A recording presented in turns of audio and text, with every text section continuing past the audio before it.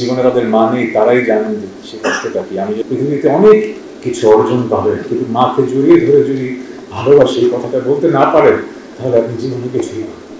আগে আমার মা হার্ট অ্যাটাক করে আইসিইউতেই ছিলেন।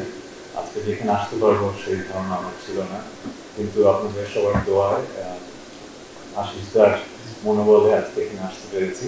সম্মাননা প্রাপ্ত গর্বিণী মা এবং তাদের স্বনামধন্য সন্তানদের সবাইকে আন্তরিক অভিনন্দন। আয়োজক বৃন্দের যারা আমাকে এই অনুষ্ঠানে গর্বিত মায়ের সম্মাননা প্রদান করেছেন, তাদের সবাইকে জানাই বিশেষ কৃতজ্ঞতা। এই সম্মাননা প্রাপ্তি আমার জন্য গৌরবের, কারণ হাজার হাজার মাদের মধ্যে থেকে আপনারা আমাকে গর্বিণী মা 2024 সম্মাননা প্রদান করেছেন। আমরা সবাই জানি মাতৃত্বের স্বাদ অসম্ভব মধুর, আবার কখনো কষ্টের। এই মাতৃত্বের আস্বাদ আমার জীবনে দুবার আশীর্বাদ হিসেবে আসে। এক সন্তান বিদ্যা বুদ্ধিতে তার অর্জন দিয়ে আমাকে করেছে গর্বিত, আরেক সন্তান শিল্প সংস্কৃতির নক্ষত্র হয়ে আমার জীবন করেছে আলোকিত। আজ এই মঞ্চে আমি না আসতে পারলেও আমি আপনাদের কাছে কৃতজ্ঞ, আমার ক্ষুদ্র জীবনের দুই আলোর কারণে আমাকে সম্মানিত করেছেন বলে।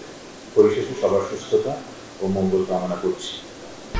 1, 2, 3 ঢাকায় জমি জিতে নিন 100% ক্যাশব্যাক সহ 20 কোটি টাকার পুরস্কার। আজকে চারিদিকে অসংখ্য গুণী মানুষের মিলন মেলা। সবাই আমরা শস্যক্ষেত্রে সফল, এবং সবাই এক বাক্যে আমরা বলবো যে এই সফলতার পেছনে আসলে যে মানুষটা সবচাইতে বেশি গুরুত্বপূর্ণ অবদান রেখেছে সে আমাদের মা।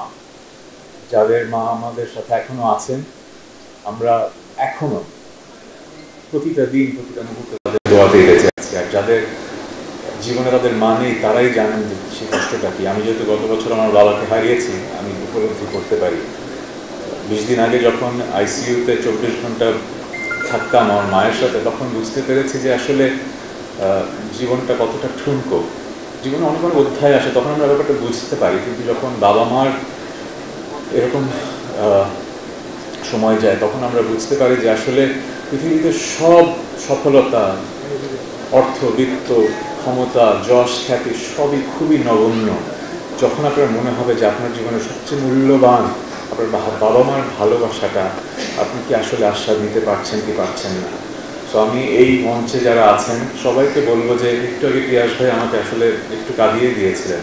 পৃথিবীতে অনেক কিছু অর্জন পাবেন, কিন্তু মাকে জড়িয়ে ধরে যদি ভালোবাসে এই কথাটা বলতে না পারেন, তাহলে আপনি জীবনে কিছুই পাবেন। আমি দোয়া করবো যেন যারা আজকে এই আয়োজন করছেন তাদের আমরা যেন মন খুলে দোয়া করবো। আমরা জীবনে অনেক অ্যাওয়ার্ড পেয়েছি, কিন্তু এই যে সুযোগটা মাকে বলার একটা স্টেজে দাঁড়িয়ে তোমাকে কতটা ভালোবাসি, এইটা আসলে অমূল্য। সো ইউনিভার্সাল মেডিকেল কলেজকে অসংখ্য ধন্যবাদ।